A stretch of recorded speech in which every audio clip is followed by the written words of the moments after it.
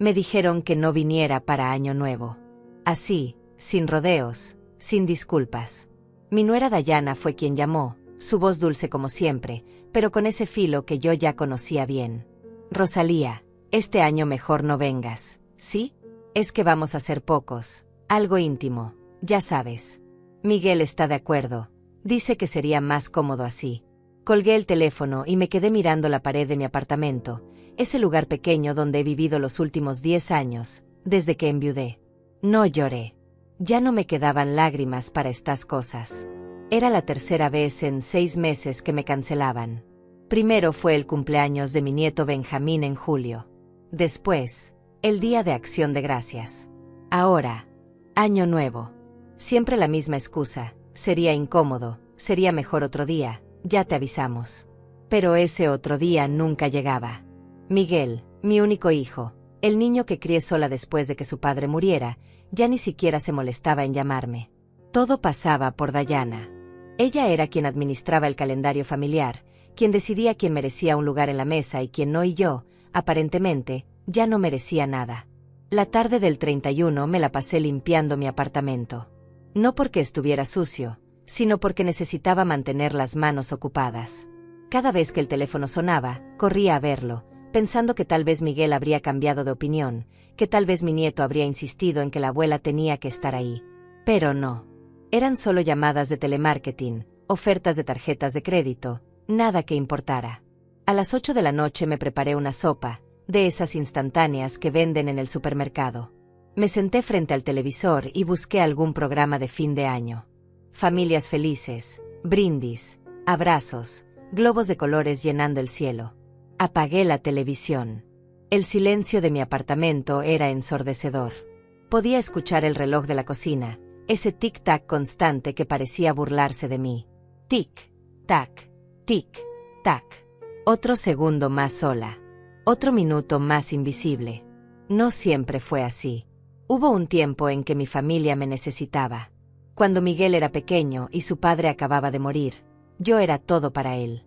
Trabajaba doble turno. Le preparaba el desayuno antes de que saliera el sol, lo ayudaba con la tarea hasta la medianoche.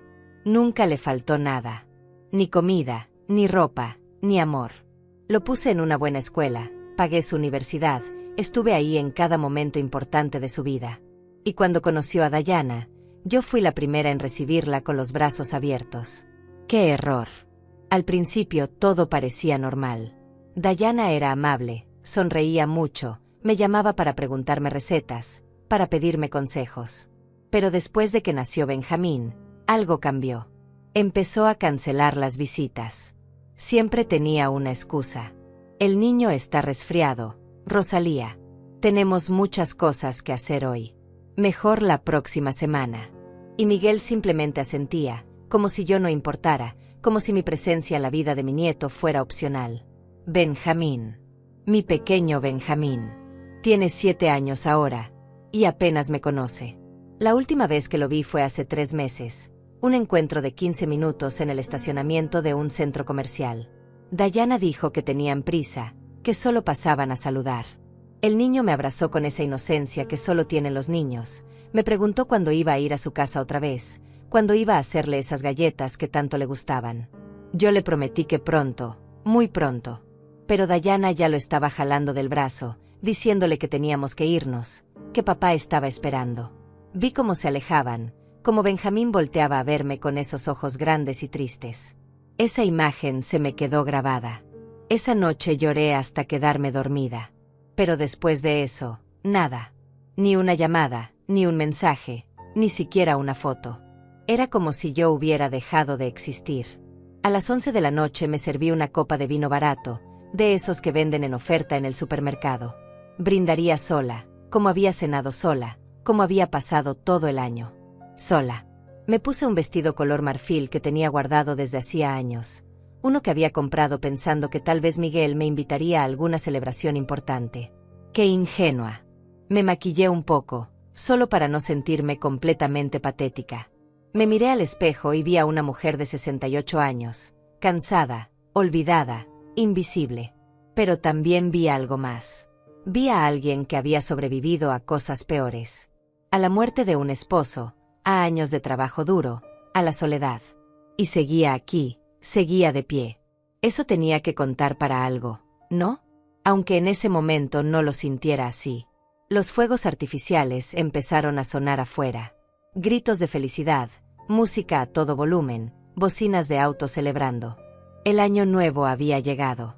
Levanté mi copa hacia la ventana, hacia esa ciudad llena de gente que tenía a alguien con quien brindar. Salud, me dije a mí misma. Salud por otro año más de esto.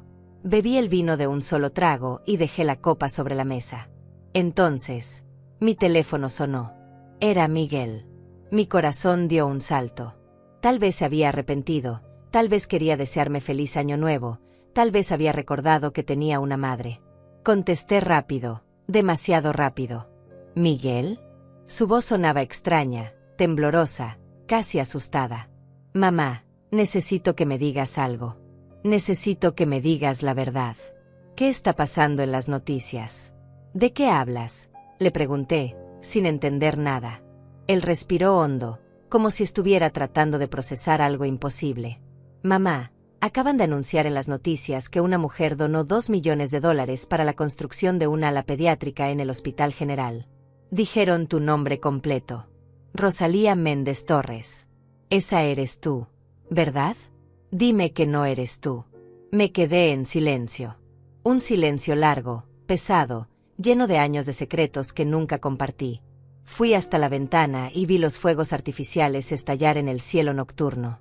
Rojos, dorados, plateados, hermosos y efímeros. Entonces, con una calma que ni yo misma esperaba, le respondí. Sí, Miguel, soy yo. Y deberías quedarte hasta el final de esta historia, porque nada de lo que crees saber sobre mí es verdad. Después de colgar con Miguel, me quedé junto a la ventana viendo cómo la ciudad seguía celebrando. Los fuegos artificiales continuaban iluminando el cielo, pero yo ya no los veía realmente. Solo podía pensar en la expresión que debía tener mi hijo en ese momento, en la confusión, en el shock, tal vez en la vergüenza. $2 millones. Había donado $2 millones al Hospital General, el mismo hospital donde nació Benjamín, donde me operaron del corazón hace 5 años, donde tantas familias sin recursos recibían atención gratuita. Y lo había hecho de forma anónima, o al menos eso creía. Pero el director del hospital insistió en hacer el anuncio público durante la transmisión de Año Nuevo. Dijo que era importante que la gente supiera que todavía existía bondad en el mundo. No pude negarme. Aunque sabía que esto podría complicar las cosas, sabía también que ya no me importaba esconderme. Mi teléfono empezó a sonar sin parar. Miguel llamaba una y otra vez. Después empezaron los mensajes. Mamá, contesta por favor. Necesito hablar contigo. Esto no tiene sentido. Tú eres secretaria jubilada. ¿De dónde sacaste ese dinero? ¿Estás bien?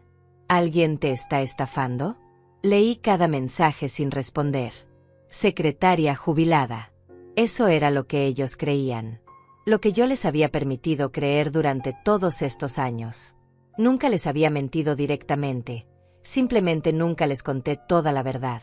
Cuando Miguel me preguntaba sobre mi trabajo, yo decía que trabajaba en una empresa farmacéutica.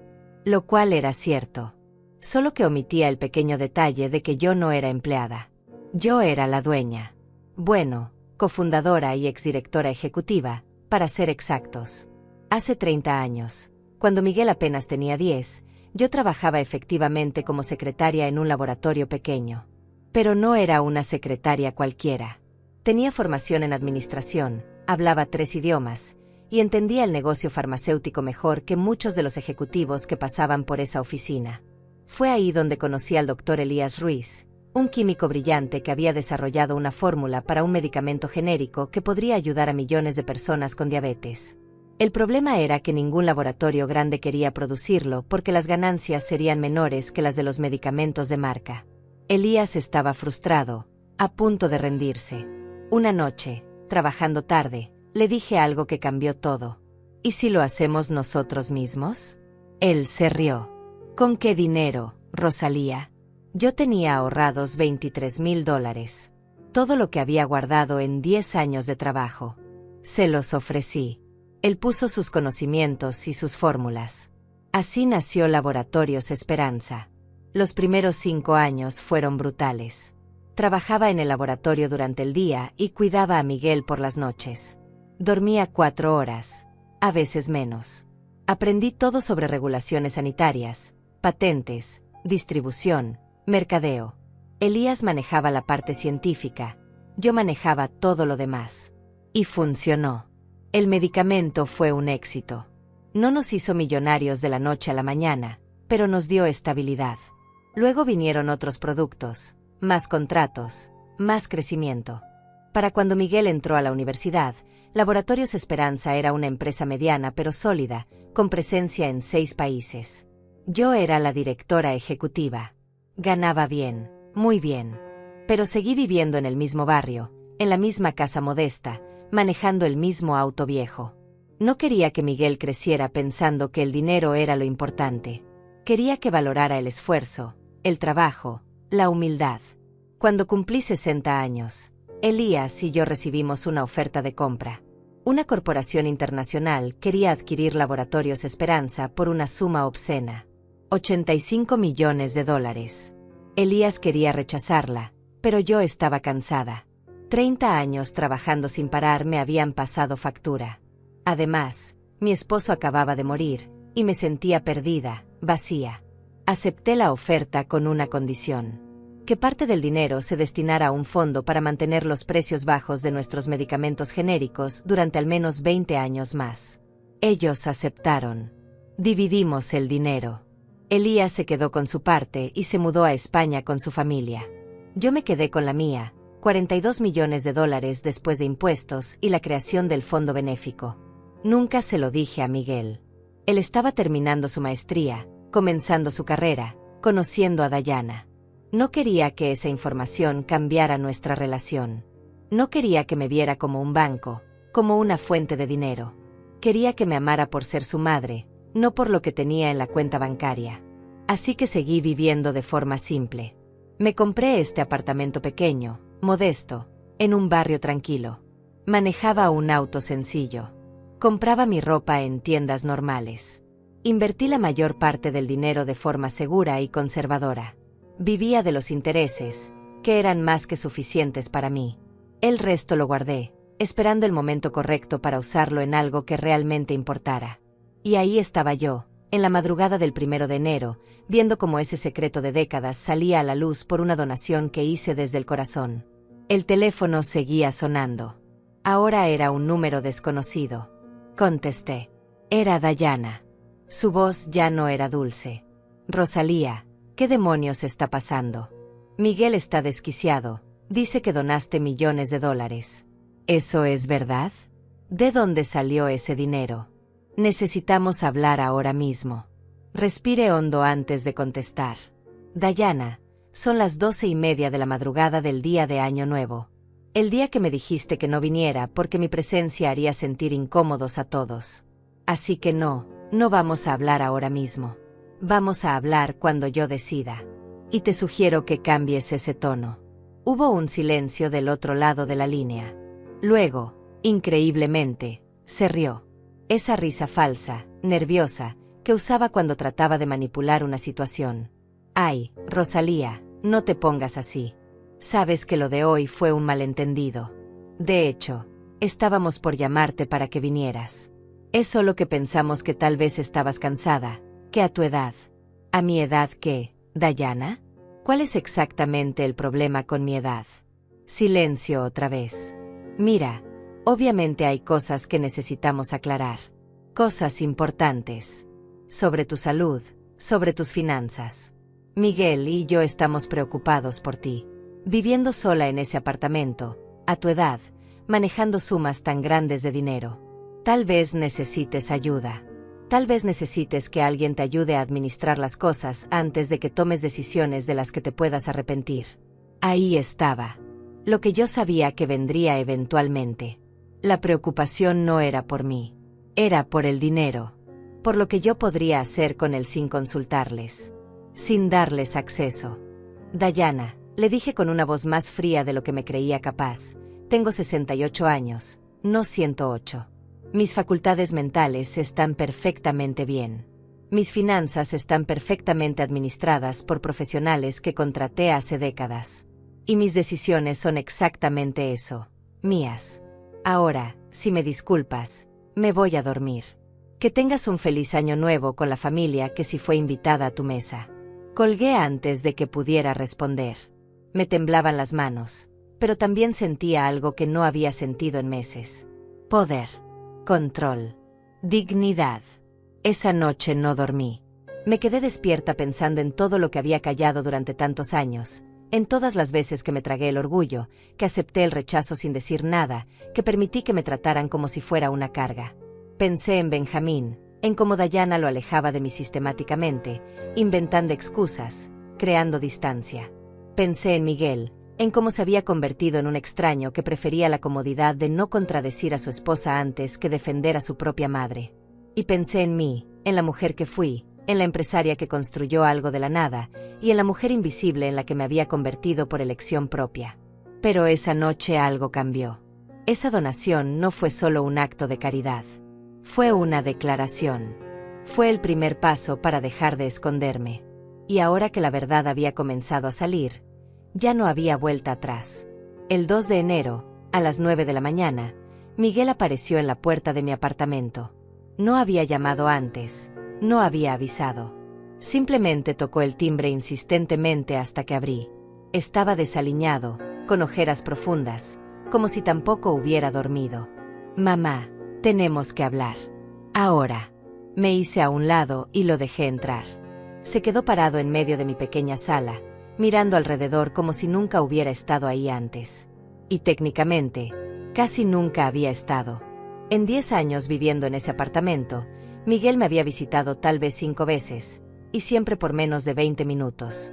Siempre tenía prisa, siempre tenía algo más importante que hacer. Se sentó en el sofá sin que lo invitara. Mamá, explícame qué está pasando. Las noticias, el dinero, todo.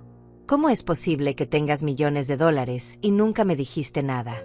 Viví con la preocupación de que apenas te alcanzaba la pensión, de que estabas pasando necesidades, y resulta que todo era mentira. Me serví un café, despacio, dejando que el silencio se extendiera. No era mentira, Miguel. Nunca dije que tenía problemas de dinero. Ustedes asumieron. Y yo simplemente no los corregí. Pero eso no viene al caso ahora. La pregunta real es ¿por qué estás aquí? Hace 2 días no podía ir a tu casa porque mi presencia haría sentir incómodos a todos. ¿Qué cambió? Él se pasó las manos por la cara. Eso fue un error, mamá. Dayana pensó que como últimamente has estado un poco olvidadiza, un poco confundida, sería mejor. ¿Un poco confundida? Lo interrumpí, sintiendo como la rabia empezaba a trepar por mi garganta. ¿Cuándo exactamente he estado confundida, Miguel? Dame un ejemplo. Se removió incómodo en el sofá. Bueno, Dayana mencionó que la última vez que hablaron por teléfono tú repetiste la misma historia 2 veces. Y que olvidaste el cumpleaños de Benjamín. Repetí una anécdota porque tu esposa no me estaba prestando atención la primera vez que la conté, estaba viendo su teléfono. Y no olvidé el cumpleaños de Benjamín. Me cancelaron la invitación 3 días antes, diciéndome que el niño tenía varicela. Cosa que era mentira, porque vi las fotos en redes sociales de la fiesta llena de niños. Él se quedó callado. No sabía eso de las fotos. Dayana me dijo que... Ya sé lo que Dayana te dijo. La pregunta es ¿por qué le crees más a ella que a tu propia madre? Silencio. Un silencio tan pesado que casi podía tocarse. Finalmente, Miguel habló, pero su voz sonaba diferente, más pequeña. Mamá, necesito saber de dónde salió ese dinero. Necesito entender qué está pasando. Si tienes problemas, si alguien te está estafando, si firmaste algo que no debías. Me reí. Fue una risa amarga, seca. Miguel, trabajé 30 años de mi vida construyendo una empresa que vendí por una fortuna. Fui directora ejecutiva de Laboratorios Esperanza. Manejé presupuestos de millones, negocié con corporaciones internacionales, tomé decisiones que afectaron la vida de miles de empleados. ¿Crees realmente que a los 68 años de repente perdí la capacidad de firmar un cheque? Se quedó mirándome como si le estuviera hablando en otro idioma. ¿Laboratorios Esperanza? Tú trabajabas ahí de secretaria. Fui secretaria los primeros 6 meses. Después fui asistente administrativa. Luego gerente de operaciones. Luego vicepresidenta. Y finalmente, directora ejecutiva y copropietaria. Vendimos la empresa hace 8 años. Yo recibí $42 millones después de impuestos. Los he invertido de forma conservadora desde entonces. La donación que hice representa menos del 5% de mi patrimonio actual. Vi cómo procesaba la información. Cómo su cerebro trataba de reconciliar la imagen que tenía de mí, la madre humilde que vivía en un apartamento pequeño y compraba ropa en rebajas, con esta otra realidad que acababa de revelarle. ¿Por qué nunca me lo dijiste? Su voz sonaba herida, casi infantil. Porque no quería que me amaras por mi dinero, Miguel. Quería que me amaras porque soy tu madre. Quería una relación real, no una relación transaccional. Pero parece que igual terminé sin relación alguna, así que supongo que el resultado fue el mismo. Eso no es justo, protestó él. Yo te quiero, mamá. Siempre te he querido. Entonces, ¿por qué hace 6 meses que apenas me hablas? ¿Por qué me cancelaste 3 veces seguidas? ¿Por qué tu hijo, mi nieto, casi no me conoce? ¿Por qué permites que tu esposa me trate como si fuera un estorbo? Miguel se levantó del sofá, caminó hacia la ventana. Dayana no te trata mal. Solo es protectora.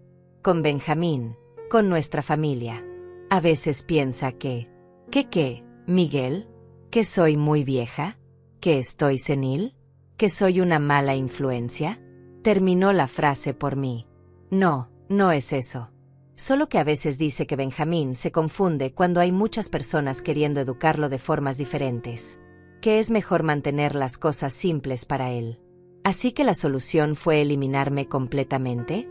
¿Hacerme desaparecer de su vida como si nunca hubiera existido? Él no respondió. Sabía que no tenía una buena respuesta. Sabía que todo lo que dijera sonaría exactamente como lo que era, excusas para justificar lo injustificable. Mira, mamá, obviamente hay cosas que necesitamos arreglar. Cosas de las que necesitamos hablar como familia. Pero primero necesito entender qué vas a hacer con todo ese dinero. ¿Tienes un testamento? ¿Un plan financiero?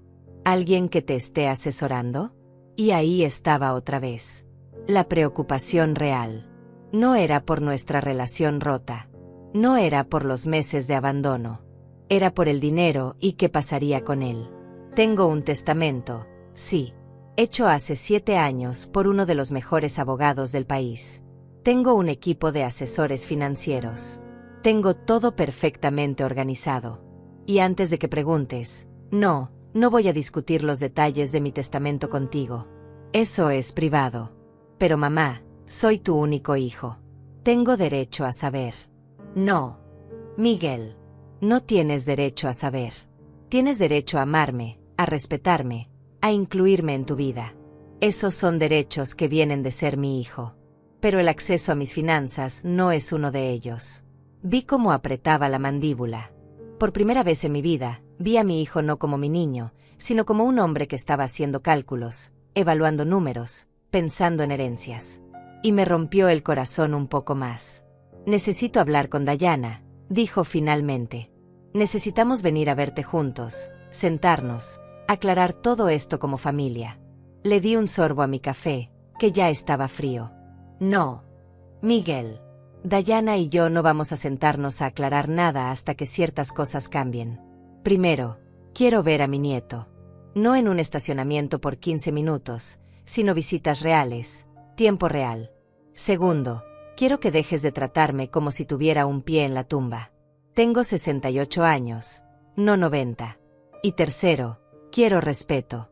Si van a incluirme en su vida, que sea de verdad, no solo cuando les convenga o cuando quieran saber qué voy a hacer con mi dinero. Miguel se dirigió a la puerta. Esto no ha terminado, mamá. Vamos a volver a hablar. Le sostuve la mirada. Tienes razón. No ha terminado. Apenas está comenzando. Y te sugiero que cuando vuelvas, vengas preparado para escuchar, no solo para exigir. Salió dando un portazo. Me quedé ahí parada, en medio de mi pequeña sala, sintiendo como algo fundamental había cambiado entre nosotros. Había cruzado una línea. Ya no era la madre sumisa que aceptaba cualquier migaja de atención. Ahora era alguien con poder, con voz, con opciones. Y eso aterraba a mi hijo más que cualquier otra cosa. Porque por primera vez en su vida, yo no necesitaba nada de él. Pero él, aparentemente, necesitaba mucho de mí. Los días siguientes fueron extraños. Mi teléfono no paraba de sonar, pero no era Miguel quien llamaba. Eran periodistas, organizaciones benéficas, incluso algunas personas del pasado que no sabía que aún tenían mi número. Todos querían saber sobre la donación, sobre mi historia, sobre qué otros planes tenía. Rechacé todas las entrevistas. No había hecho la donación por publicidad, la había hecho porque ese hospital salvó mi vida hace 5 años y porque veía a diario familias que no podían pagar tratamientos para sus hijos. Eso era lo que importaba, no mi cara en las noticias. Pero hubo una llamada que sí contesté. Era Elías, mi antiguo socio. Rosalía, acabo de ver las noticias desde España. ¿2 millones de dólares? Siempre supe que tenías un corazón enorme, pero esto es impresionante. Nos reímos juntos, como en los viejos tiempos. Elías me contó sobre su vida en Barcelona, sobre sus nietos, sobre cómo había invertido su parte del dinero en proyectos educativos. Y luego me preguntó algo que me tomó por sorpresa. ¿Y tú, Rosalía? ¿Estás feliz? ¿Estás rodeada de gente que te quiere? Me quedé callada demasiado tiempo. Él suspiró. Ah, ya veo. ¿Problemas familiares? Le conté todo. La exclusión gradual, las cancelaciones, el año nuevo sola, la reacción de Miguel ante la noticia del dinero. Elías escuchó sin interrumpir, como siempre había hecho. Cuando terminé, dijo algo que me quedó grabado. Rosalía, ¿recuerdas lo que te dije cuando rechazaste la primera oferta de compra? Que a veces tenemos que dejar que las cosas mueran para que algo nuevo pueda nacer. Aplica también para las relaciones. A veces la gente solo te valora cuando temes perderlos. Tal vez es tiempo de que tu hijo tema perderte a ti. El 8 de enero recibí un mensaje de Dayana. Era largo, elaborado, lleno de palabras cuidadosamente escogidas. Querida Rosalía, lamento mucho si hubo malentendidos recientes. Miguel y yo hemos estado hablando y nos dimos cuenta de que hemos sido injustos contigo. Queremos remediar eso. Te invitamos a cenar este sábado en casa. Benjamín está emocionado de verte. Podemos hablar de todo con calma, como familia. Por favor, ven. Te necesitamos. Leí el mensaje 3 veces. Cada palabra goteaba falsedad. No decía lo siento por excluirte. Decía lamento si hubo malentendidos, como si el problema fuera mi percepción, no sus acciones. No decía hicimos mal, decía hemos sido injustos, una admisión tibia y calculada. Y ese te necesitamos al final. No te extrañamos. No te queremos. Te necesitamos. Necesidad. Siempre volvía a eso. Respondí de forma simple. Asistiré. Pero quiero que Benjamín esté presente durante toda la cena, no que lo manden a dormir apenas llegue. Y quiero que esta conversación sea honesta. Si van a fingir, mejor ni nos reunamos. Dayana respondió casi inmediatamente. Por supuesto. Todo será honesto. Te lo prometo. Ese sábado me arreglé con cuidado. Me puse un conjunto color gris perla, elegante pero no ostentoso. Me maquillé, me peiné. Quería verme bien, fuerte, no como la anciana vulnerable que ellos parecían imaginar. Compré un regalo para Benjamín, un set de libros sobre ciencia para niños. Siempre le había gustado hacer preguntas sobre cómo funcionaban las cosas, y yo quería alimentar esa curiosidad. Llegué a su casa a las 7 en punto. Era una casa grande en un vecindario bonito, de esas que tienen jardín delantero y 2 autos en la entrada. Miguel me abrió la puerta. Hola, mamá. Me dio un abrazo rápido, incómodo. Pasa. Dayana está terminando de cocinar. Benjamín salió corriendo desde la sala. Abuela. Se lanzó a mis brazos con esa alegría pura que solo tienen los niños. Lo abracé fuerte, sintiendo cómo se me llenaban los ojos de lágrimas. Habían pasado 3 meses desde la última vez que lo había abrazado así. Había crecido, estaba más alto, su voz sonaba diferente. Te extrañé mucho, mi amor. Yo también, abuela. ¿Por qué ya no vienes a verme? Mamá dice que estás muy ocupada. Antes de que pudiera responder, Dayana apareció desde la cocina. Benjamín, cariño, deja que tu abuela entre. No la asfixies. Sonreía, pero sus ojos no sonreían. Rosalía, qué gusto verte. Te ves muy bien. Nos sentamos a la mesa. Dayana había preparado una cena elaborada, pollo al horno con vegetales, ensalada, pan casero. Todo se veía perfecto, como salido de una revista. Comenzamos a comer, haciendo conversación superficial. Benjamín hablaba sobre la escuela, sobre sus amigos, sobre un proyecto de ciencias que estaba haciendo. Yo escuchaba cada palabra como si fuera oro, memorizando cada detalle de la vida de mi nieto que me había perdido. Después del plato principal, Dayana llevó a Benjamín a lavarse las manos. Miguel y yo nos quedamos solos en la mesa. Mamá, sobre el otro día. Fui demasiado duro. Estaba en shock, no sabía cómo procesar la información. Pero he pensado mucho y entiendo que tus decisiones son tuyas. Solo quiero que sepas que estoy aquí para ti, para lo que necesites. Asentí, pero no dije nada. Sabía que lo importante vendría después. Cuando Dayana regresó con Benjamín, sirvió postre. Pastel de chocolate, el favorito del niño. Pero antes de que pudiéramos comer, Dayana carraspeó. Rosalía, Miguel y yo hemos estado pensando. Vivir sola a tu edad debe ser difícil. Ese apartamento tan pequeño, sin nadie que te ayude si pasa algo. Y ahora con todo este asunto del dinero, debe ser estresante manejar todo eso sola. Queremos proponerte algo. Aquí me viene, pensé. Aquí viene lo que realmente querían. Hemos pensado que tal vez podrías venir a vivir con nosotros. Tenemos espacio de sobra. Podrías estar cerca de Benjamín, no estarías sola, y nosotros podríamos ayudarte con las cosas del día a día. Con tus finanzas, con tus citas médicas, con todo. Sería más fácil para todos. La miré directamente a los ojos. ¿Y mi apartamento qué pasaría con él? Ah, bueno, podrías venderlo o rentarlo. O si prefieres, podríamos ayudarte a administrarlo. Miguel tiene contactos en bienes raíces. ¿Y mis finanzas? ¿También las administrarían ustedes? Dayana sonrió, esa sonrisa que ahora reconocía como pura manipulación. Bueno, no necesariamente administrarlas, pero sí ayudarte. Sabes, para que no tengas que preocuparte por esas cosas. A tu edad, debe ser un peso muy grande tomar decisiones sobre inversiones, donaciones, ese tipo de cosas. Miguel podría asesorarte, hacerlo más simple. Dejé mi tenedor sobre el plato. Dayana, tengo una pregunta. Hace 2 semanas, antes de que se supiera lo de la donación, antes de que supieran que tengo dinero, ¿ustedes me querían viviendo aquí? Hubo un silencio incómodo. Benjamín nos miraba sin entender. Bueno, es diferente ahora. Ahora sabemos que podrías necesitar más ayuda. ¿Ayuda con qué exactamente? Tengo 68 años, no 90. Camino perfectamente. Manejo mi propio auto.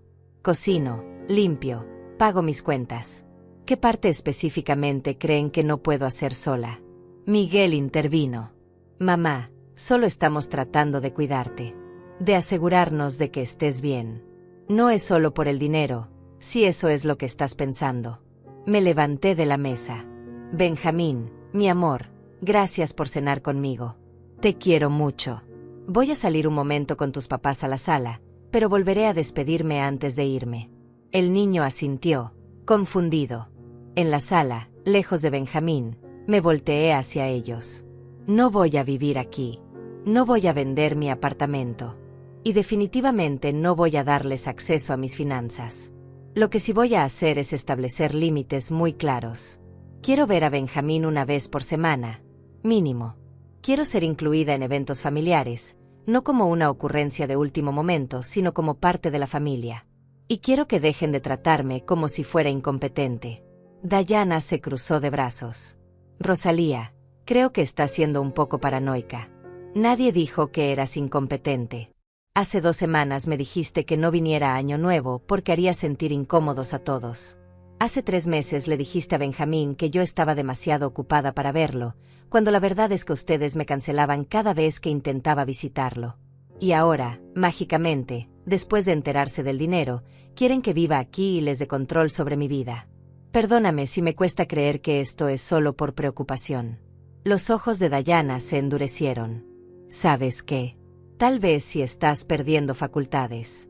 Porque una persona en su sano juicio no rechazaría ayuda de su propia familia. Miguel, di algo. Miguel miraba al piso. Mamá, tal vez estás malinterpretando las cosas. No. Miguel. Por primera vez en años estoy interpretando las cosas exactamente como son.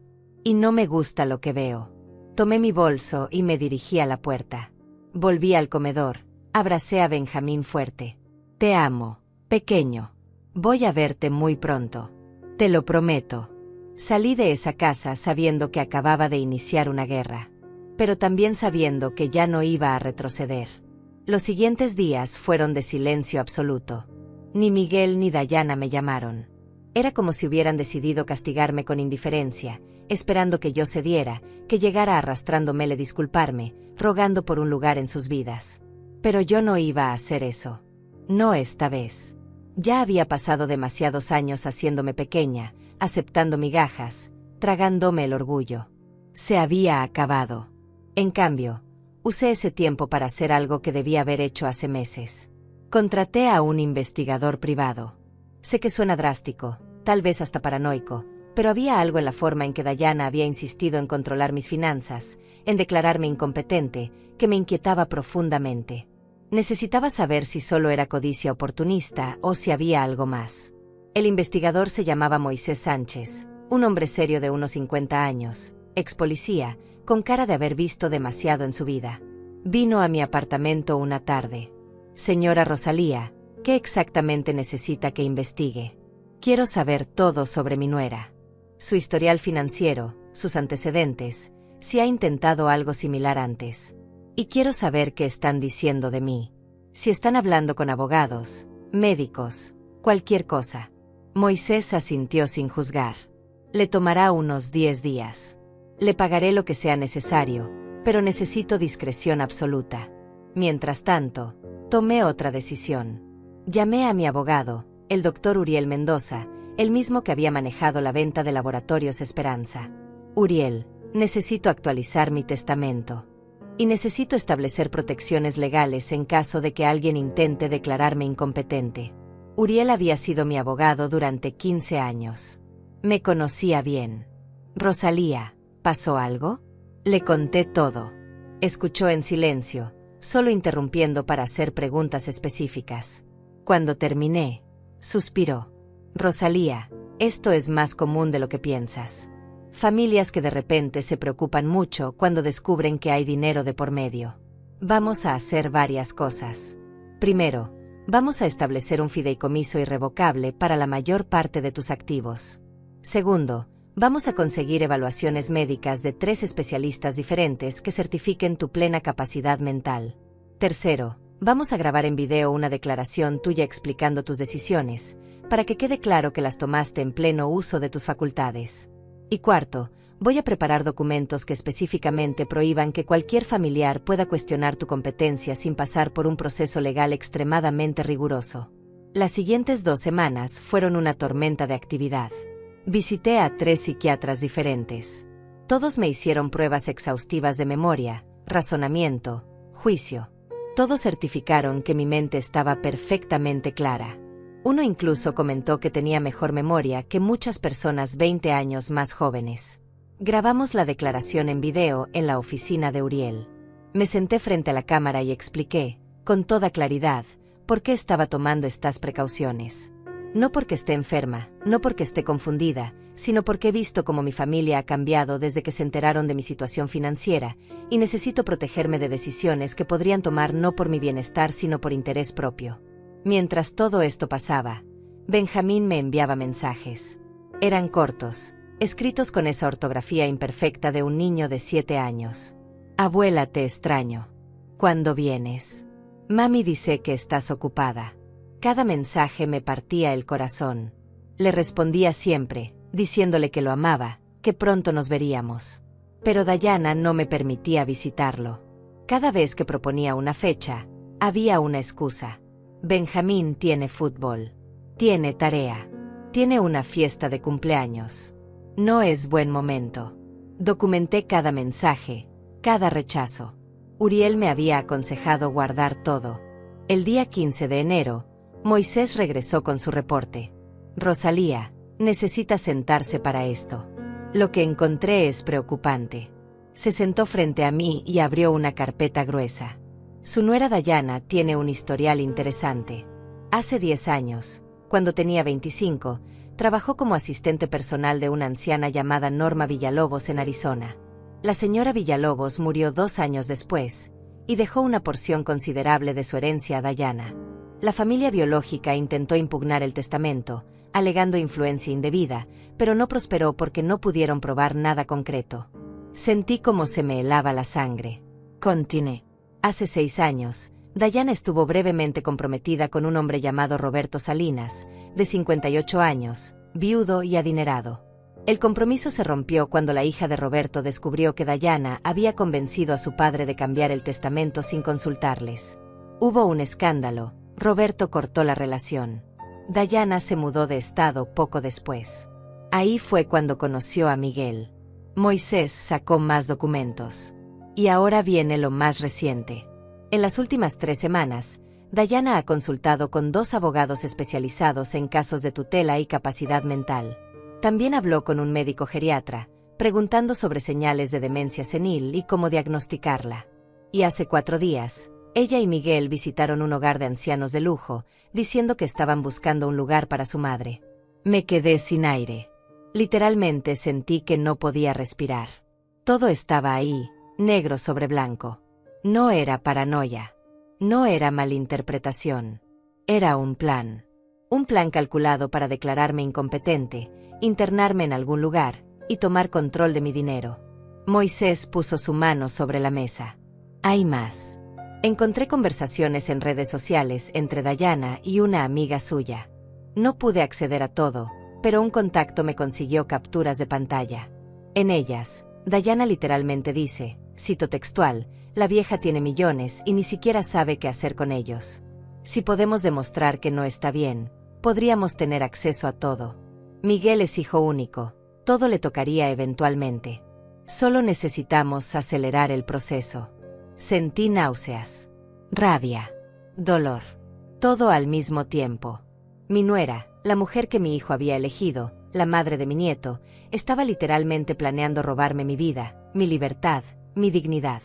Y Miguel, mi hijo, estaba involucrado. Tal vez no era el cerebro detrás del plan, pero estaba participando.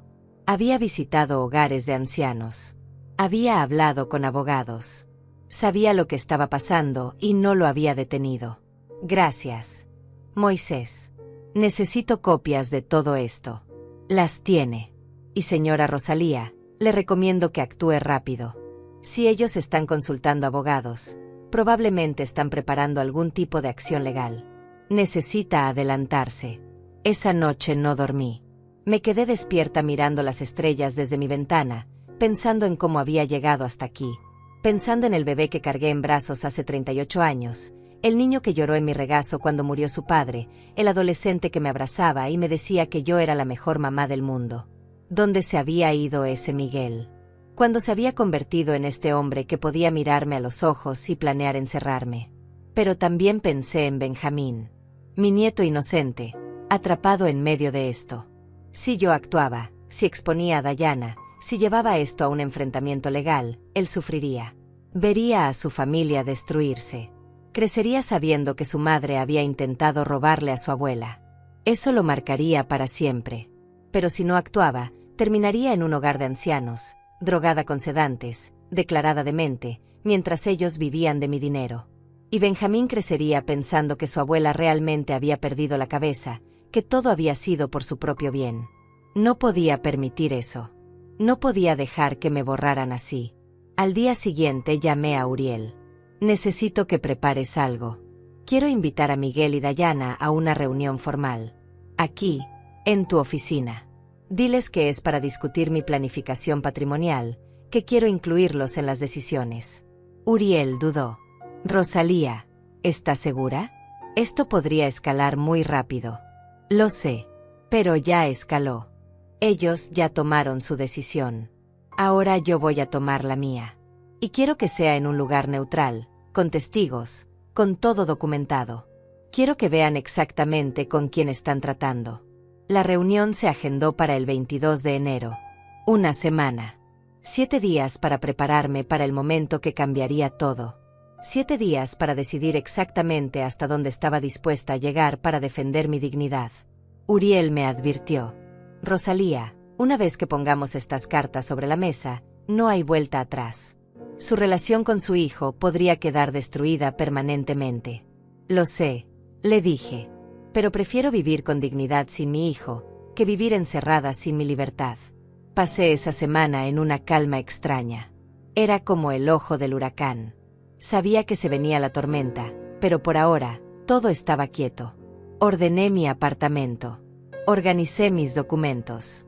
Escribí cartas para Benjamín, para que las leyera cuando fuera mayor, explicándole todo, para que supiera la verdad. Y esperé. Esperé a que llegara el día en que mi familia descubriría que la anciana invisible que habían subestimado durante tanto tiempo, en realidad era mucho más fuerte de lo que jamás imaginaron. El 22 de enero llegó con un cielo gris y pesado, como si hasta el clima supiera que algo importante estaba por suceder. Me desperté temprano, me arreglé con cuidado. Elegí un traje color beige, serio pero elegante. Me maquillé, me peiné.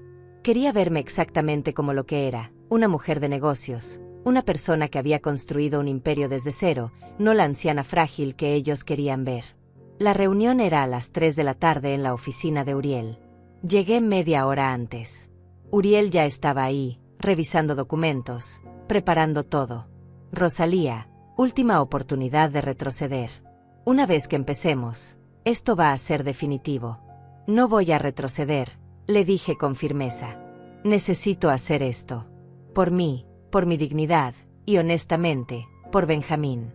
Algún día él necesitará saber la verdad. Uriel asintió. Entonces hagámoslo bien. Miguel y Dayana llegaron exactamente a las 3. Los vi desde la ventana de la oficina, estacionando su auto nuevo, uno de esos vehículos caros que siempre me habían dicho que era un regalo de la empresa donde trabajaba Miguel. Ahora me preguntaba cuántas otras mentiras me habían dicho. Entraron a la sala de juntas donde los esperábamos. Dayana traía un vestido elegante color verde esmeralda, Miguel un traje oscuro. Se veían prósperos, seguros, casi arrogantes. «Hola, mamá», dijo Miguel, dándome un beso rápido en la mejilla. «Gracias por invitarnos. Queremos que sepas que estamos aquí para apoyarte en lo que necesites». Dayana sonrió, esa sonrisa que ahora me producía náuseas. «Sí, Rosalía. Queremos ayudarte a tomar las mejores decisiones para tu futuro». Nos sentamos alrededor de la mesa.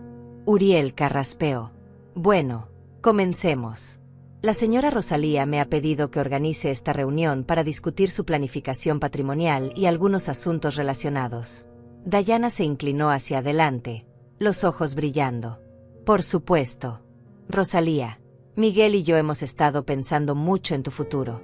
Sabemos que manejar tanto dinero puede ser estresante, especialmente a tu edad. Queríamos proponerte que nos des un poder notarial, para que podamos ayudarte con las decisiones financieras importantes. Así no tendrías que preocuparte por nada». Miguel asintió. «Es lo mejor, mamá. Así podríamos asegurarnos de que nadie se aproveche de ti, de que tus inversiones estén bien manejadas. Y si en algún momento necesitas cuidados especiales, ya tendríamos todo en orden para actuar rápido». Los miré a ambos. «¿Cuidados especiales? ¿A qué te refieres exactamente, Miguel?» Él intercambió una mirada con Dayana. «Bueno, ya sabes. Si en algún momento tu salud, mental o física, se deteriora. Es normal a tu edad. Queremos estar preparados». Uriel intervino. «Interesante que mencionen eso. Señora Rosalía, ¿quiere compartir lo que hemos preparado?» Saqué una carpeta de mi bolso. «Miguel, Dayana, he estado haciendo algunas averiguaciones en las últimas semanas. Cosas que me parecieron necesarias dado lo extraño de su comportamiento reciente». La cara de Dayana se tensó ligeramente. «¿Averiguaciones? ¿Qué tipo de averiguaciones?» Abrí la carpeta y saqué el primer documento.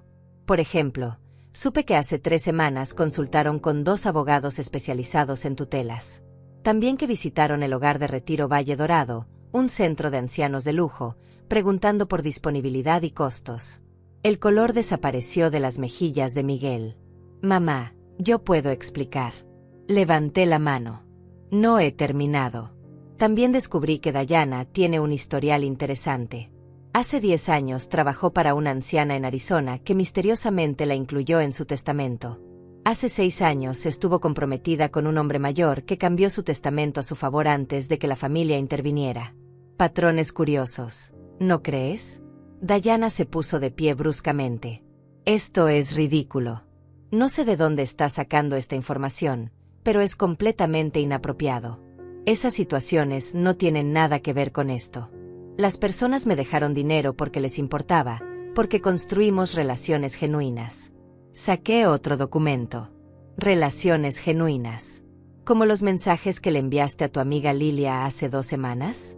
Los que dicen, y cito, la vieja tiene millones y ni siquiera sabe qué hacer con ellos, solo necesitamos demostrar que no está bien y podríamos tener acceso a todo. El silencio que siguió fue absoluto. Miguel miraba a Dayana con una expresión que nunca le había visto. Era una mezcla de shock, horror y algo que podría ser comprensión tardía. Dayana, ¿eso es verdad? Le preguntó con voz temblorosa. Dayana abrió la boca, la cerró, la volvió a abrir. Miguel, ella está tergiversando todo. Sacando cosas de contexto. John, no está tergiversando nada, interrumpió Uriel. Tenemos capturas de pantalla certificadas. Tenemos testimonios del investigador privado. Y tenemos documentación de cada una de sus consultas con abogados y médicos. Todo está aquí, todo es verificable. Miguel se hundió en su silla. Mamá, yo no sabía sobre los mensajes. Dayana me dijo que solo estábamos explorando opciones, por si acaso las necesitabas en el futuro. Dijo que era por tu propio bien. ¿Por mi propio bien? ¿Internarme en un hogar de ancianos cuando estoy perfectamente sana? ¿Declararme incompetente cuando 3 psiquiatras certificaron lo contrario la semana pasada? ¿Robar mi dinero era por mi propio bien? Saqué más documentos de la carpeta. Aquí están las evaluaciones médicas. 3 especialistas diferentes, todos certificando que mi capacidad mental está intacta. Aquí está mi declaración en video, explicando todas mis decisiones. Aquí está el fideicomiso irrevocable que establecí la semana pasada, protegiendo mis activos.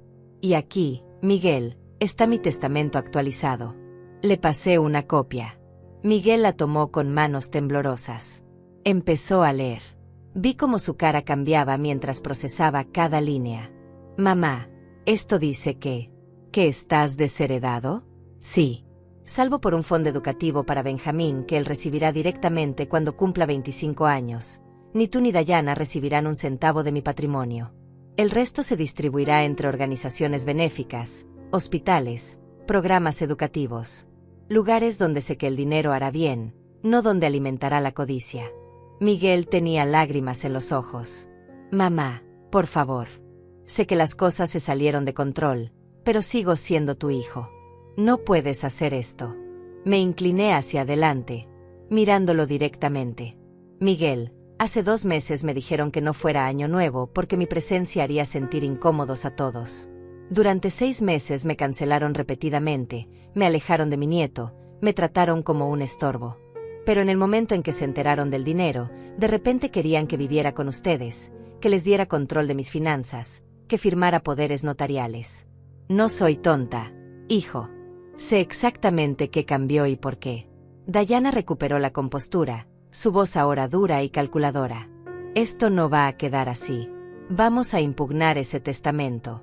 Vamos a conseguir nuestros propios médicos que certifiquen que no estás en tus cabales. Una mujer de tu edad donando millones, desheredando a su único hijo, claramente no está pensando con claridad. Uriel sonrió, pero no era una sonrisa amable. Pueden intentarlo.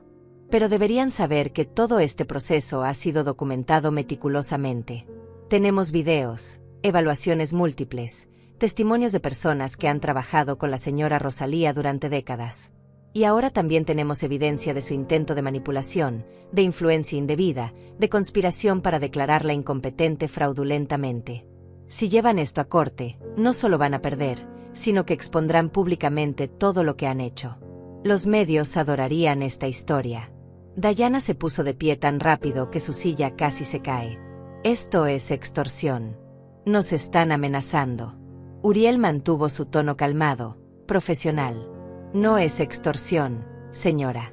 Es una advertencia legal.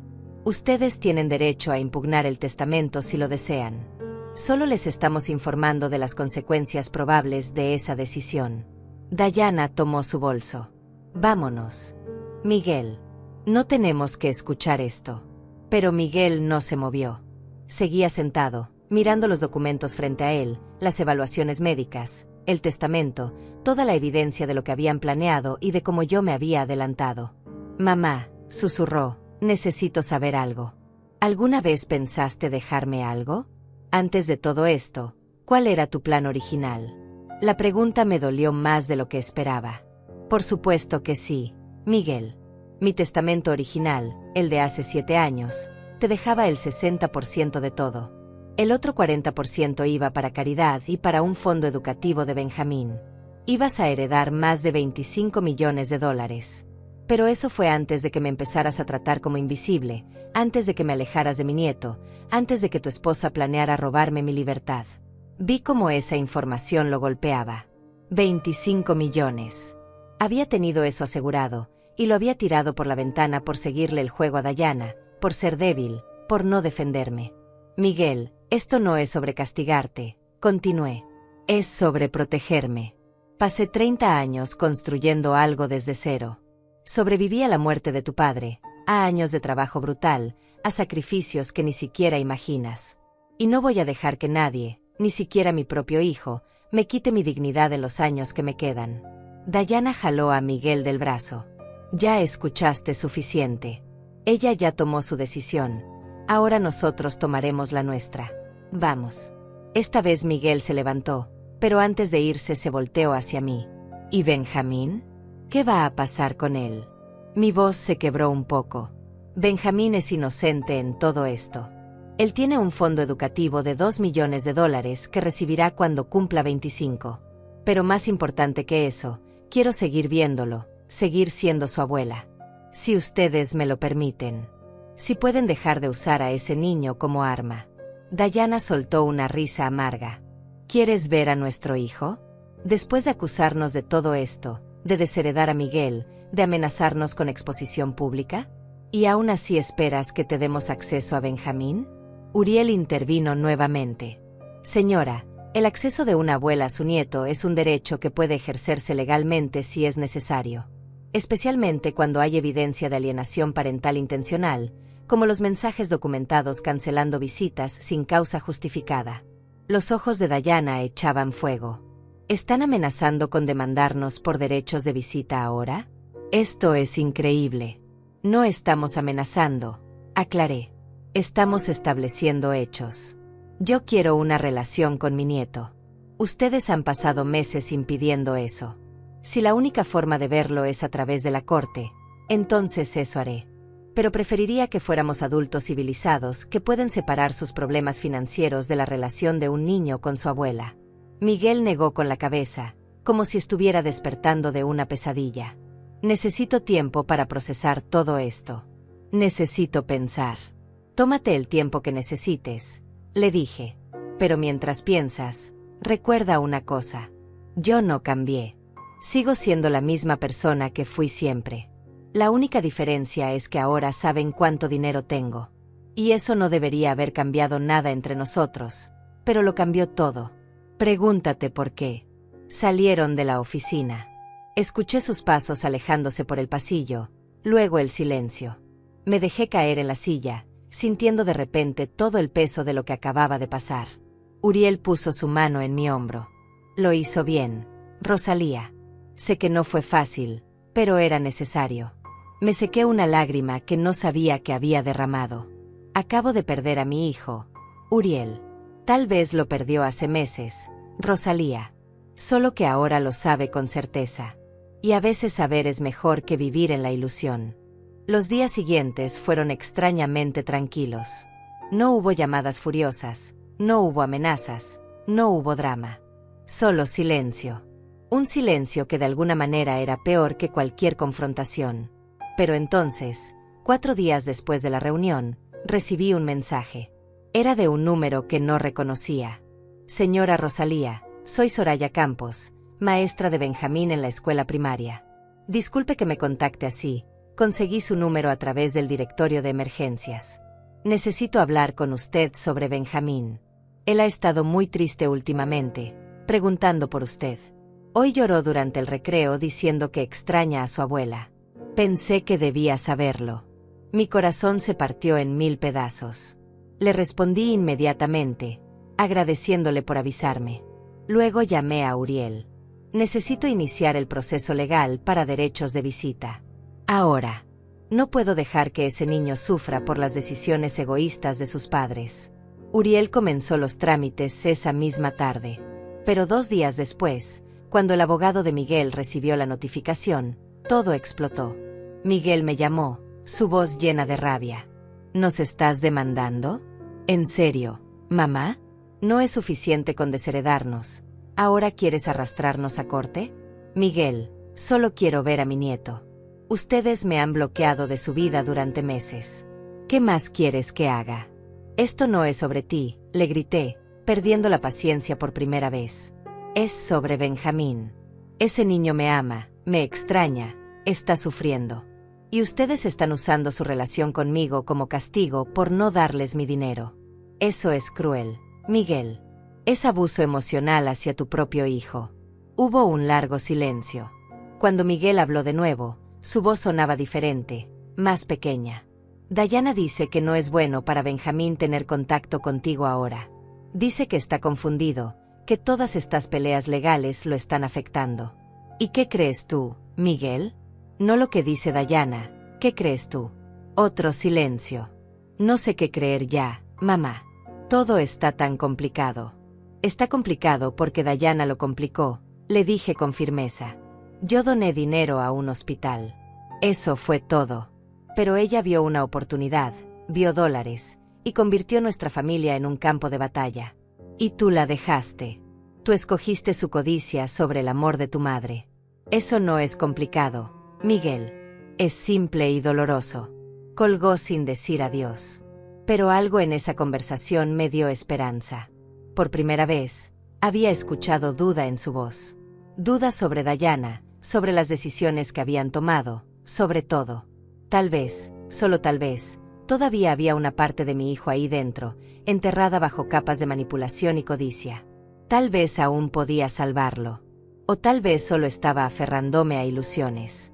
Uriel me advirtió que no esperara milagros. Rosalía, casos como estos rara vez terminan bien. Incluso si gana los derechos de visita, la relación con su hijo probablemente esté dañada permanentemente. Necesita prepararse emocionalmente para eso. Lo sé, le dije. Pero no estoy haciendo esto para salvar mi relación con Miguel. Estoy haciendo esto para que Benjamín sepa que su abuela nunca se rindió con él, que siempre luchó por estar en su vida. Algún día, cuando sea mayor, va a necesitar saber eso. Una semana después, sucedió algo que nadie esperaba. La historia se filtró a la prensa local. No sé quién lo hizo, si fue alguien de la oficina de Uriel, alguien del hospital, o tal vez la misma Dayana tratando de pintarme como la villana. Pero de repente, los periódicos locales estaban publicando artículos. Empresaria filántropa en disputa legal con familia. Millonaria de 68 años demanda por derechos de visita con nieto. Los detalles eran vagos, pero suficientes para generar interés. Mi teléfono explotó con llamadas de periodistas. Rechacé todas las entrevistas. Pero el daño, o quizás la justicia, ya estaba hecho. La gente empezaba a hablar. Y en una ciudad pequeña como la nuestra, eso significaba que Miguel y Dayana ahora enfrentaban algo que nunca esperaron. Escrutinio público. La presión pública fue inmediata y brutal. En una ciudad donde todos se conocen, donde los chismes viajan más rápido que las noticias oficiales, La historia de una abuela millonaria peleando por ver a su nieto mientras la familia intentaba controlar su fortuna se volvió el tema de conversación en todos lados. Miguel trabajaba en una firma de consultoría respetada. Dayana daba clases de yoga en un estudio boutique del centro. Ambos dependían de su reputación, de mantener una imagen de personas exitosas, equilibradas, confiables. Y esa imagen se estaba desmoronando. Uriel me llamó una tarde. Rosalía, acabo de recibir una llamada del abogado de Miguel. Quieren negociar. Fuera de corte, sin juicio público. Están dispuestos a establecer un calendario de visitas regular si usted retira la demanda. Me senté en mi sofá, procesando la información. Después de semanas de silencio, de hostilidad, de negativas, ahora quería negociar. No era por arrepentimiento genuino. Era por miedo. Miedo a que más detalles salieran a la luz, a que la gente supiera exactamente qué habían intentado hacer. ¿Qué están ofreciendo exactamente? Uriel revisó sus notas. Una visita supervisada cada 2 semanas, 2 horas cada vez, en un lugar neutral. Y revisión de los términos cada 6 meses. Me reí con amargura. ¿Visitas supervisadas? ¿Como si yo fuera una amenaza? ¿Como si fuera yo quien necesita vigilancia? 2 horas cada 2 semanas para ver a mi propio nieto. Uriel suspiró. Sé que no es ideal, pero es un comienzo. Y legalmente, podría tomar meses conseguir algo mejor a través de la corte. Además, una vez que establezca un patrón de visitas exitosas, será más fácil expandir los términos. No, le dije con firmeza. No voy a aceptar ser tratada como una criminal. Quiero visitas sin supervisión, una vez por semana, mínimo 4 horas. Y quiero que esas visitas incluyan la posibilidad de llevarlo a mi apartamento, al parque, a cualquier lugar normal donde una abuela pasa tiempo con su nieto. Eso nunca van a aceptar, advirtió Uriel. Entonces nos vemos en corte, respondí. Y que salga todo a la luz. Todo. 2 días después, el abogado de Miguel respondió. Aceptaban mis términos, pero con una condición. Que yo firmara un acuerdo de confidencialidad sobre los eventos recientes, que no hablara públicamente sobre Dayana, sobre sus antecedentes, sobre nada de lo que había descubierto. Querían comprar mi silencio. Lo discutí con Uriel durante horas. Por un lado, firmar significaba proteger a Benjamín de más escándalo, de más dolor. Significaba poder verlo, reconstruir nuestra relación sin el circo mediático. Por otro lado, significaba dejar que Dayana saliera impune, permitir que su reputación quedara intacta, que pudiera intentar lo mismo con otra familia vulnerable en el futuro. Al final, tomé una decisión que sorprendió incluso a Uriel. Acepto la confidencialidad, pero con mis propias condiciones. Quiero que Dayana también firme un documento reconociendo los hechos, todos los hechos. Los mensajes, las consultas con abogados, los planes de internarme. No necesita ser público, pero necesita existir, estar certificado, guardado en un lugar seguro. Y si alguna vez vuelve a intentar algo similar, con cualquier persona, ese documento se hace público automáticamente. Es como una bomba de tiempo legal. Uriel sonrió. Rosalía, eso es brillante. Les damos su privacidad, pero les quitamos el poder de volver a hacerlo. Exacto. Y una condición más. Quiero una disculpa. De Miguel y de Dayana.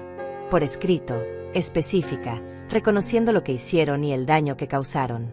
No para publicarla, solo para tenerla. Para que Benjamín la lea algún día si es necesario. El abogado de Miguel tardó 3 días en responder. Aceptaban todo. Firmarían el reconocimiento de hechos, darían la disculpa por escrito, aceptarían las visitas sin supervisión. Estaban desesperados por cerrar esto, por evitar que más detalles llegaran a la prensa, por proteger sus carreras y su imagen pública. La firma del acuerdo se realizó en la oficina de Uriel. Miguel y Dayana llegaron con su abogado, un hombre mayor de aspecto cansado que probablemente les había dicho 1000 veces que estaban en una posición débil. Nos sentamos en lados opuestos de la mesa, como enemigos negociando un tratado de paz después de una guerra sangrienta. Uriel distribuyó los documentos. Miguel firmó primero, su mano temblando ligeramente. Dayana firmó después, con trazos duros y rápidos, la mandíbula apretada. Luego me pasaron el sobre con las disculpas escritas. Lo abrí ahí mismo, Necesitaba leer las palabras. La carta de Miguel decía: Mamá, lamento profundamente el dolor que te causé en los últimos meses. Lamento haberte excluido, haberte alejado de Benjamín, y sobre todo lamento haber dudado de ti y de tus capacidades. Permití que influencias externas nublaran mi juicio y traicioné la confianza que siempre depositaste en mí. Sé que no puedo deshacer el daño, pero espero algún día poder reconstruir lo que perdimos. Tu hijo, Miguel. La carta de Dayana era diferente, más fría, más legal. Rosalía, reconozco que mis acciones recientes fueron inapropiadas y causaron daño a nuestra relación familiar. Lamento cualquier malentendido que mis palabras o acciones hayan generado. Me comprometo a respetar los términos de este acuerdo y a facilitar una relación saludable entre usted y Benjamín. Dayana. No mencionaba específicamente qué había hecho. No reconocía los planes, las manipulaciones, las mentiras. Era una disculpa vacía, corporativa, sin alma. Pero estaba firmada, estaba documentada, y era suficiente para los propósitos legales. Guardé las cartas en mi bolso. ¿Cuándo puedo ver a Benjamín?, pregunté. Miguel miró a Dayana antes de responder. ¿Este sábado? Podemos llevarlo a tu apartamento a las 10 de la mañana. Estarás con él hasta las 2. Asentí. Ahí estaré. Nos levantamos todos. Antes de que pudieran irse, dije algo más. Miguel, Dayana, quiero que sepan algo. Esto no es un final feliz para mí. Gané acceso a mi nieto, sí, pero perdí a mi hijo. Perdí la familia que pude haber tenido. Y aunque me defendí, aunque protegí mi dignidad, eso no quita el dolor de saber que mi propia sangre estuvo dispuesta a robarme mi libertad por dinero. Voy a seguir adelante, voy a reconstruir mi relación con Benjamín, pero nunca voy a olvidar lo que pasó aquí. Miguel abrió la boca como para decir algo, pero se detuvo. ¿Qué podía decir? No había palabras que arreglaran esto. Salieron de la oficina, y yo me quedé ahí con Uriel, sintiendo una mezcla extraña de victoria y derrota. Ganó, Rosalía, dijo Uriel suavemente. Protegió sus activos, protegió su libertad, y va a ver a su nieto. Eso es una victoria. Lo sé, respondí. Pero las victorias así tienen un sabor amargo. El sábado llegó lento y rápido al mismo tiempo. Me desperté temprano, nerviosa como una adolescente antes de una primera cita. Limpié mi apartamento aunque ya estaba limpio. Preparé galletas, las favoritas de Benjamín, esas con chispas de chocolate que solía hacerle cuando era más pequeño. Compré juegos, libros, todo lo que pensé que podría gustarle. A las 10 en punto sonó el timbre. Abrí la puerta y ahí estaba Benjamín, con sus ojos grandes y una sonrisa tímida. «Abuela». Se lanzó a mis brazos y lo abracé con tanta fuerza que probablemente le hice daño, pero no me importó. Habían pasado casi 4 meses desde la última vez que lo había abrazado así. 4 meses que se sintieron como años. Miguel y Dayana estaban detrás de él, incómodos, sin saber qué decir. «Te recogemos a las 2», dijo Miguel. «Benjamín, pórtate bien con la abuela». «Siempre me porto bien», protestó Benjamín. «Es mi abuela favorita». «Soy tu única abuela, cariño», le dije sonriendo a través de las lágrimas. «Eso te hace la favorita automáticamente», respondió él con esa lógica perfecta de niño. Miguel y Dayana se fueron. Cerré la puerta y miré a mi nieto, ese pedacito de luz en medio de tanta oscuridad. «Entonces, ¿qué quieres hacer hoy?», le pregunté. «Todo», respondió. «Quiero hacer todo contigo, abuela. Tenemos mucho tiempo que recuperar». Esas 4 horas con Benjamín fueron las más preciosas que había tenido en años. Horneamos galletas juntos, jugamos a las cartas, le leí cuentos. Pero lo más importante fue que hablamos. Realmente hablamos. «Abuela, ¿por qué ya no venías a verme?», me preguntó mientras comíamos las galletas todavía calientes. Su pregunta era tan directa, tan inocente, tan llena de dolor contenido. Me arrodillé frente a él para estar a su altura. «Benjamín, a veces los adultos cometen errores. A veces se pelean por cosas tontas y los niños terminan en el medio sin entender por qué. Pero quiero que sepas algo muy importante. Yo nunca dejé de quererte verte. Nunca dejé de pensar en ti. Y ahora que puedo verte otra vez, voy a estar aquí cada semana. Te lo prometo». Él me abrazó fuerte, su cabecita contra mi pecho. Te extrañé mucho, abuela. Mamá decía que estabas ocupada, pero yo sabía que algo más pasaba. Escucho cuando pelean en la noche, cuando creen que estoy dormido. Escuché tu nombre muchas veces. Mi corazón se partió al saber que este niño había estado cargando con esa confusión, esa preocupación, sin que nadie le explicara nada. Los adultos a veces olvidan que los niños escuchan, que sienten, que entienden más de lo que creemos. Mi amor, las peleas de los grandes no son tu culpa, nunca lo son. Y no importa qué pase entre tu papá y yo, entre tu mamá y yo, tú siempre vas a tener mi amor. Eso nunca va a cambiar. Ok, abuela, susurró. Cuando Miguel vino a recogerlo a las 2, Benjamín no quería irse. 5 minutos más, por favor, rogó. Miguel miró su reloj, luego me miró a mí. El acuerdo dice hasta las 2, mamá. Lo sé, respondí, pero no voy a ser tan rígida. Si quieres quedarte 10 minutos más con tu hijo mientras Benjamín termina de colorear su dibujo, adelante. Miguel se quedó, incómodo, parado junto a la puerta mientras Benjamín terminaba un dibujo de los dos, él y yo, tomados de la mano bajo un sol amarillo brillante. Cuando finalmente se fueron, me quedé con ese dibujo en las manos, llorando en silencio. Las semanas siguientes establecimos una rutina. Cada sábado, Benjamín venía a mi apartamento. Cocinábamos, jugábamos, hacíamos tareas juntos. Poco a poco, la distancia que Dayana había construido entre nosotros empezó a desaparecer. Benjamín volvió a confiar en mí, a reírse conmigo, a contarme sus secretos. Y yo, por primera vez en meses, volví a sentirme completa. La relación con Miguel era otra historia. Seguía siendo fría, transaccional. Cuando venía a dejar o recoger a Benjamín, apenas intercambiábamos palabras. Hola, adiós, que les vaya bien. Nada profundo, nada real. Era como si fuéramos extraños cumpliendo con un acuerdo legal, no madre e hijo. Pero 6 semanas después de empezar las visitas, algo cambió. Miguel llegó a recoger a Benjamín y el niño estaba en el baño. Nos quedamos solos en la sala, en ese silencio incómodo que se había vuelto normal entre nosotros. Finalmente, Miguel habló. Mamá, ¿puedo decirte algo? Claro, respondí, sorprendida. Él se sentó en el sofá, se pasó las manos por la cara. Me equivoqué. En todo. Dejé que Dayana me convenciera de cosas que en el fondo sabía que estaban mal. Dejé que la codicia, o el miedo al futuro, o lo que sea, nublara mi juicio.